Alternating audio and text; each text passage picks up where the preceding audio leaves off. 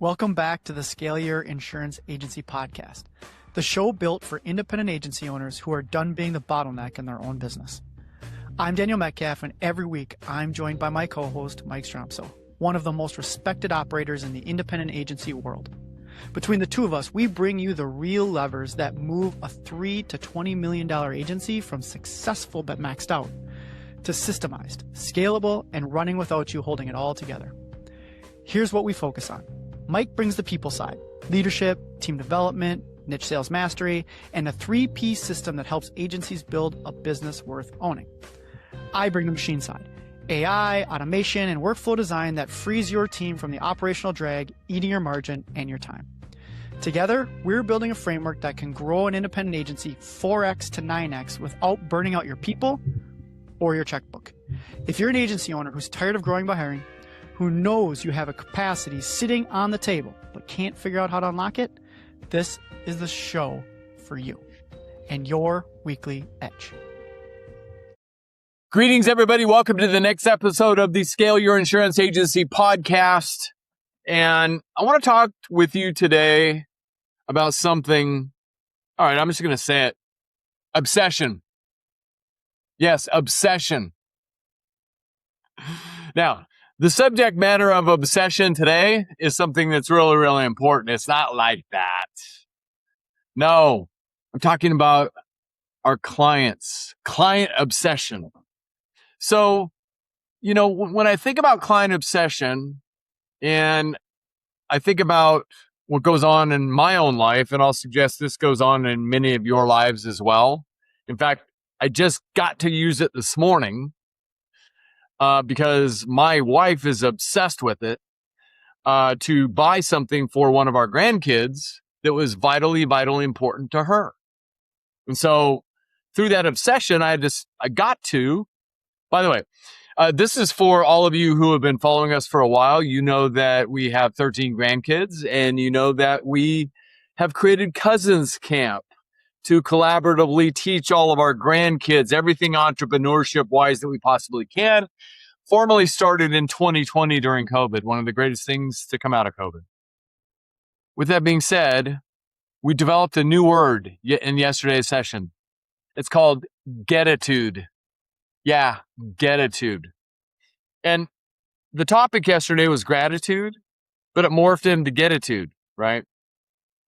Because we get to have this opportunity today. We don't have to do anything. We get to. We get to have an opportunity to serve people. We get to have a business. We get to have a home to go to. We get to have a bed to sleep in. We don't have to do anything. Now, so when those tough days come, remember, we get to. We don't have to do anything. And so I was encouraging our grandkids, the cousins, to make sure they have their getitude on.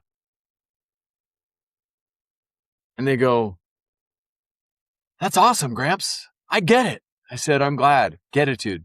And then one of the older grandkids came in and said, "Hey, what about the pursuit?" That's what I think of when you say getitude. I said, "Tell me more." He goes, "I get to pursue. I get to pursue my career.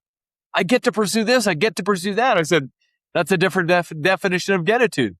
So when you look up getitude in the dictionary, you're going to see, 1, we get to have opportunity and participate, and 2, we get to pursue. So let's be in pursuit of client obsession. So I want to share with you today one of the obsessions that my wife has, because they make it so easy, that started during a walk in Central Park. And this was many years ago, last century actually, where, yes, Jeff Bezos was walking in Central Park with his boss at the time. He was working in the financial services industry in New York. And his boss was sharing with him, "Jeff, you're doing really well. I'm excited for you. You're going to be a very wealthy man in the near future. Jeff, what do you think? And what's your plans?" He goes, "You know what, boss? I'm actually thinking about starting an online bookstore." Now, keep in mind his history and background was computer science. And so Jeff said that to his boss, and his boss goes, "What are you talking about, Jeff?" He goes, "Yeah, I think I might want to start an online bookstore. And his boss said, Jeff, did you hear what I just said? You're going to be a very wealthy man in the near future. Jeff said, but this is really what I want to do. And so his boss said, Jeff, go home and think about your future for a couple of days. Come back and let's talk. Jeff went back a couple of days later and said, yeah, boss, I'm putting in my resignation. I'm going to start an online bookstore. So if you've heard Bezos talk about this, what he said was, I wasn't afraid of the regret of failure, but the one thing I did not want to ever regret is the regret of not trying to pursue my dream. And that came to my mind when thinking about sharing this topic with you, because that's what Amazon does. And that's where they started. And I would recommend there's some lessons for all of us from that starting point. The world today expects Amazon level service and convenience with hometown relationships. The world now expects things happening a certain way because they have set the bar. They have set the bar for how we do things. And I'll give you another little marketing note because I'm a marketing guy and I love marketing. I always think about marketing. I get the emails from Amazon. Fortunately, my bride does not. Because they're constantly checking in. Hey, have you thought about this? Hey, have you looked at this? Hey, you haven't reordered this in a while. Do you need to reorder? Constant. They have set the bar as far as our ability to communicate with people. So what about you? I'd be willing to bet I get a couple a day. That's the bar. So what kind of experience are you providing to your customers? And like I shared with my team for so many years, they don't pay their premium. We don't earn commission. Quite simple.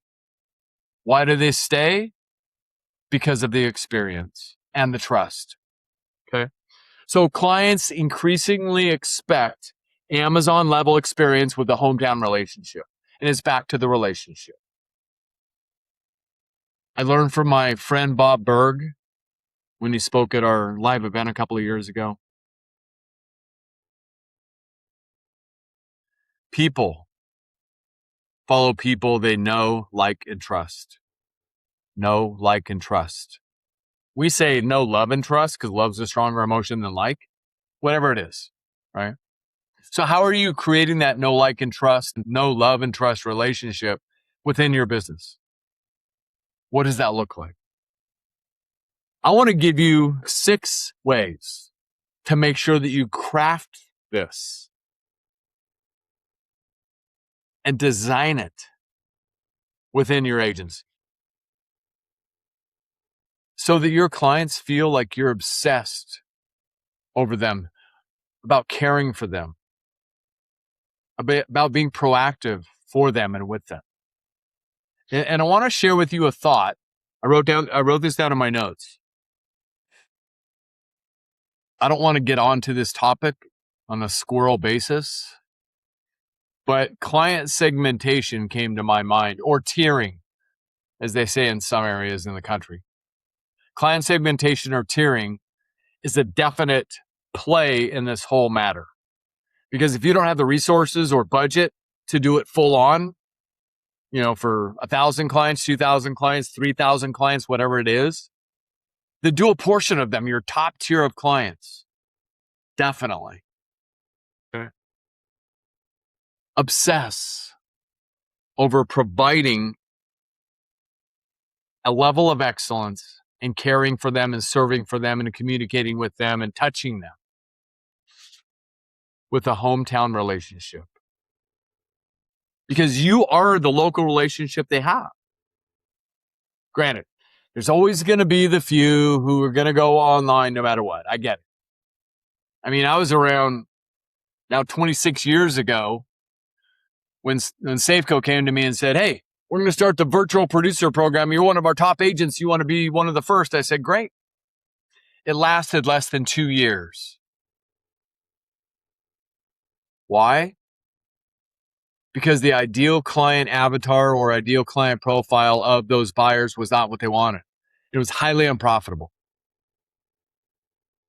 So here's the 6 things that great agencies do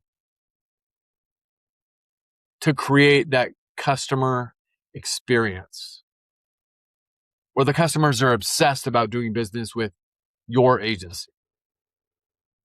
Our goal is to help you put this in place and to make it reality in your agency so that you've got nothing but a book of raving fans running around telling everybody in the world how awesome you are. That's the goal. That's the goal. Number 1 is speed. Money and success love speed, and money and success never sleep. Number 1 is speed. So what does that look like? Do you know people love options? Yes, they do. Yes, they do.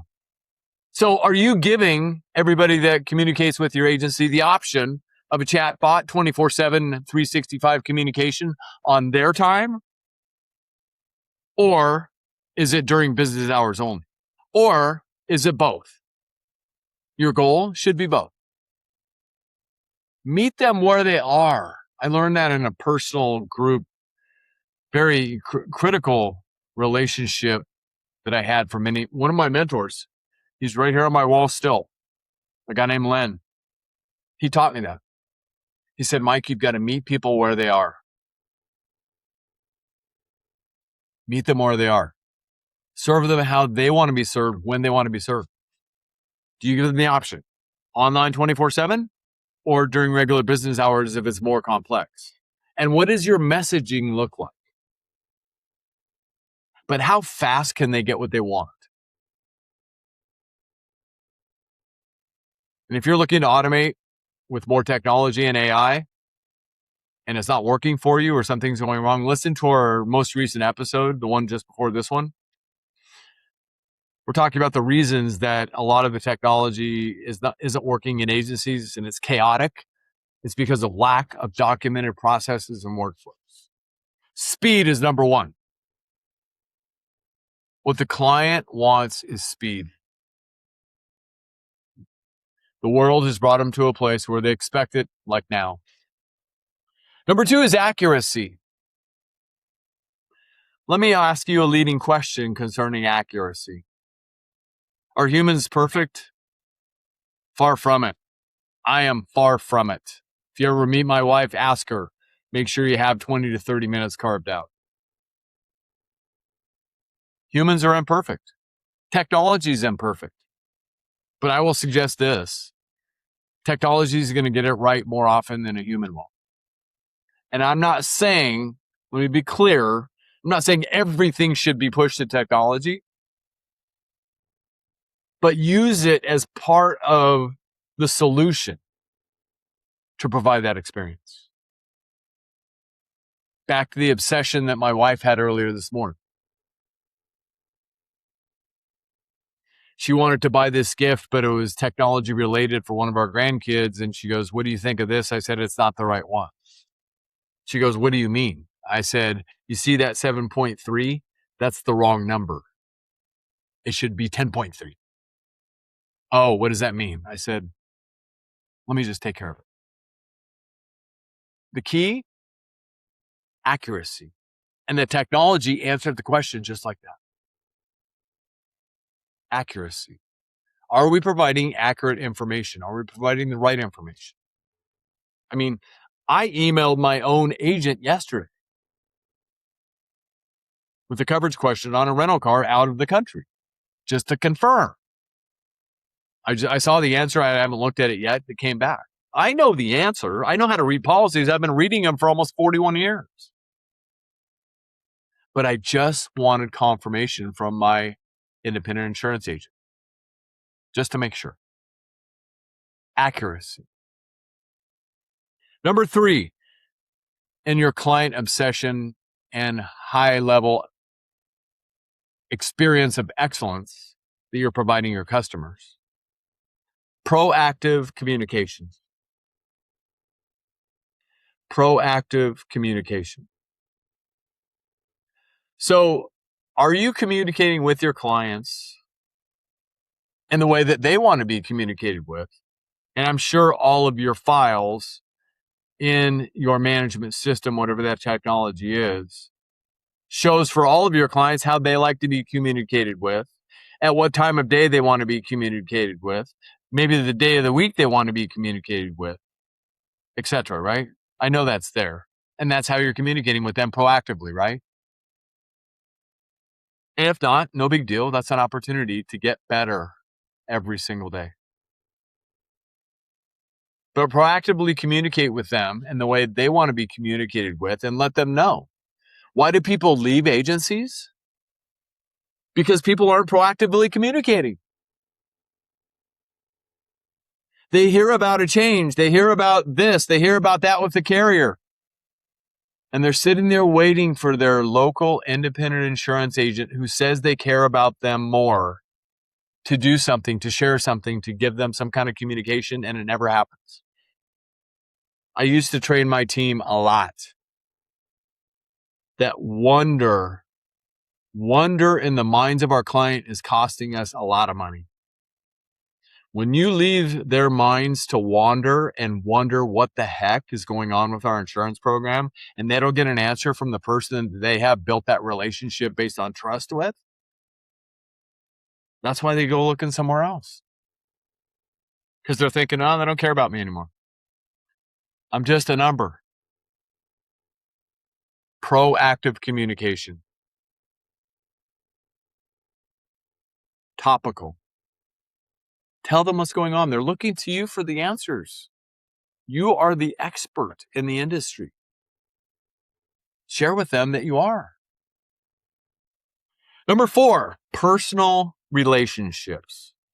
Personal relationships. Now, you may be thinking, how can I build a personal relationship with our customers?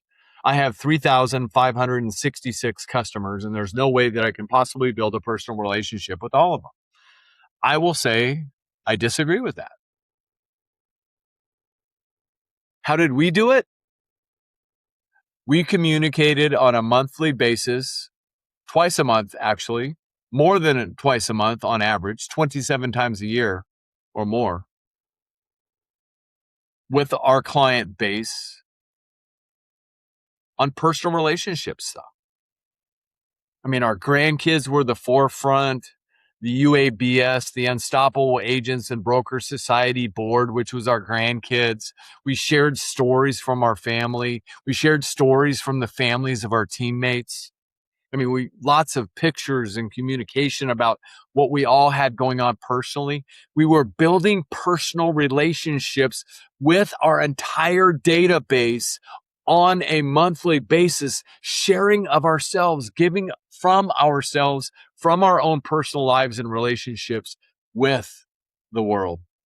Not on social media, through our own channels. We were controlling the communications consistently. I've got stories upon stories about people. They would get a hold of me for whatever reason. They say, Mike, that's so awesome about this. That's so awesome about that. That's so awesome about that. And it's all personal stuff because they see it. They do read it. You think they're not watching? They're watching and they're reading and they're looking. They just don't take the time to say, hey, I thought that was cool. But they're watching. Trust me. They are watching. Build personal relationships is number 4. And I'll recap this for you at the end. Number 5 is risk education. I mean, I had a question myself about rental car benefit in a country outside, well, it's a territory of the U.S. That's where my question was. This destination that we're going to be going to next month is a territory of the U.S. And I know the definition. The coverage territory is the United States of America, its territories and or possessions. I know that. But I just wanted to get my professional independent agent involved, just to double check. Risk education. How are you educating your clients? How are you educating your marketplace? How often are you doing this? I would hope monthly. Do you have a roadmap? Do you have it calendared out for the entire year as part of your marketing plan? Risk education.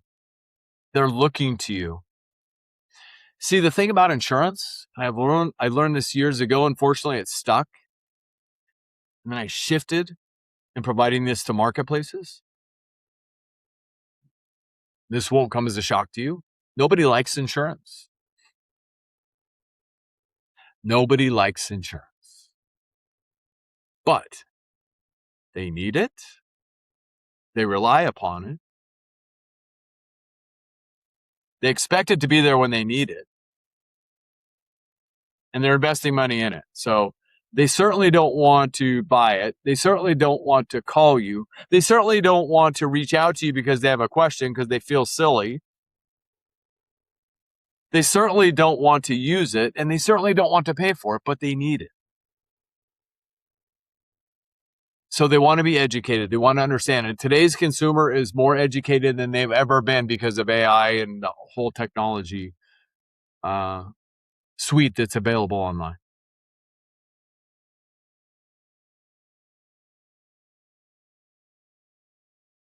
Educate them. They want to hear from their licensed, professional, independent insurance agency who cares. Educate them. Not every time, but have that education piece in there.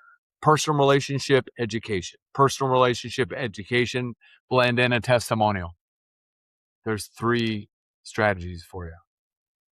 Risk education is number 5.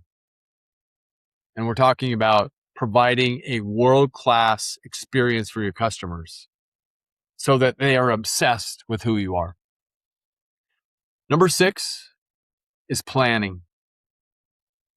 How are you providing a plan for your customers? How are you showing them the plan for their future as part of their relationship with you? Because let's face it, isn't the goal to serve them for life? We had a tagline, and I don't remember it exactly. We want to earn the right to be your agent for life. We want to earn the right to be your agent for life. I mean, let's really think about this. When I got my mind around this a number of years ago, I'm thinking, man, I've got John and Susie. I've got their home auto umbrella. I've got their business. Wait, they have 3 kids? At some point, those kids are going to get a driver's license, and I'm going to be their agent. At some point, those kids are going to go away to college, and I'm going to be their agent. At some point, those kids are going to start building their own family. Oh, wait, I'm going to be their agent. Your acre of diamonds is right beneath you. Planning. What happens? I mean, I remember the point in our agency where I discovered that I had, there was a lot of them, hundreds. There were hundreds of net worth millionaires that were our clients driving around with 100, 300,000 on their personal auto policy. I remember the moment I went ballistic, personally. I mean, I'm one of those conversations with myself in the mirror yelling, right? Nobody else is around. But we made it a point to get a hold of every one of them and to make sure that we communicated with them effectively and educated them. Look, we need to get your auto limits up to 250,000, 500,000 on bodily injury with at least 100 or 250, depending on the carrier, or combined single limit. And then we need to add an extra $1 million on top of it because your future earnings are at risk. Yes, they are. I have an interview with an attorney who's an insurance agent as well. And that was the day that I learned future earnings are very much at risk. So plan for the future. Set the next appointment. Even if it's a year or two out, set the next appointment with your client. Let them know we're going to connect with you to update your plan to make sure that you're properly protected. Because we don't want everything that you've worked so hard for to ever go away. We want you to keep it all. We don't want you to ever get the letter from a lawyer that says you don't have enough coverage. We're going to be going after your personal assets. That information is available out there. Don't ever let that be one of your clients. So let me recap the list of 6 items. The 6 items that you get to. Remember? Getitude. We have a getitude. We don't have to do anything. We get to. What a privilege it is to serve others. And when those days come, and I see it online, many of you are having tough days. I call them character building days. I'm not removed from it. Trust me. Character building days. When you have that character building day, don't forget to step back and say, I get to show up again tomorrow for another day. It's a privilege. I know that's what has kept me going for 41 years in this industry. I get to. Clients increasingly expect Amazon level convenience with hometown relationships. The best of the best agencies. And if you have some work to do, let's get to work right now. The best of the best agencies combine 6 things to provide that level of experience. 6 things. Number 1, speed. Number 2, accuracy. Number 3, proactive communication. Number 4, personal relationships. They build deep, significant, meaningful personal relationships. Not that you're going out to have lunch with them face to face all the time. There's other ways to do it, and it works. We did it. Number 5, risk education. Educate them on everything surrounding insurance. And number 6, planning. If you're failing to plan, you're planning to fail, Ben Franklin said. Planning. Plan with your clients for the future to protect them and everything that they worked so hard for. That's why we existed. That was part of our core purpose in our agency. To protect you and everything you work so hard for. Every interaction, and this is back to training your team and role playing with your team. Every interaction should answer, how did we make our client's life easier today? That's a hard answer in a lot of situations. I know. But how did we make our client's life easier and better today? How do we make our client's life easier and better today? Food for thought. Something that we get to work on. It's a privilege and an honor. And it's a privilege and an honor to be with you on this episode. And if you got great value out of this episode, we would be honored if you would share the link to this podcast with somebody else that you know, that you care about. Somebody that's got the getitude attitude. And help them. Help them pursue and achieve the life that they have always wanted. Our goal is to impact 1 million lives. That's why we exist at UPP. Thank you for that opportunity. I'll see you on the next episode. By the way, if you'd like to have a deeper conversation about anything that we discussed today or anything that we do at UPP, there's a link to a UPP scaling session somewhere around this podcast or in the show notes. Check that link, click on it, schedule some time, and we'll get to work with you because we get to. Have a great day, everybody. That's a wrap on this week's episode of Scale Your Insurance Agency. Quick reminder, everything we talk about on this show is built to do one thing: turn your time into profit. More revenue, more margin, more freedom without adding headcount to make it happen. If something landed for you today, please share it with another agency owner who needs to hear it. This community only grows when good operators help each other level up. Please subscribe, download, and share our podcast and all your other favorite podcast engines. And if you're ready to stop figuring this out alone, Mike and I are both in the field working with agencies right now. Please reach out. Find us on LinkedIn or on our websites, and we'll tell you exactly where your biggest opportunity is to scale. Now, until next week, build the system, protect your time, and scale the right way. See you next week.